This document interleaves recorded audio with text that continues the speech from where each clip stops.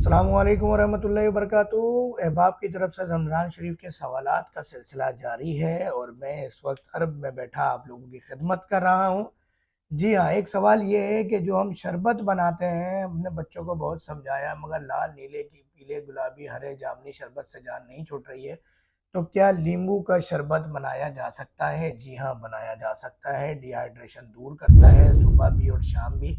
तो उसमें हम क्या चीनी का इस्तेमाल कर सकते हैं? अगला सवाल, नहीं जनाब, चीनी का इस्तेमाल नहीं कर सकते। आप देसी गुड़ का इस्तेमाल कर सकते हैं। उसमें नमक, समंदरी नमक का इस्तेमाल नहीं करेंगे, पिंक सॉल्ट का इस्तेमाल करेंगे। तो ये फ़ायदा हो सकता है। अगर ब्लड प्रेशर का कोई मरीज़ है तो वो नमक भी इस्तेमाल ना करे तो बेहतर है। वैसे पिंक सॉल्ट से ब्लड प्रेशर बढ़ता नहीं है। तो आप नींबू का रस जूस बना सकते हैं। एक कुदरती जूस है जो आप रमज़ान करीम में इस्तेमाल कर सकते हैं, गुड़ के साथ और पिंक सॉल्ट के साथ।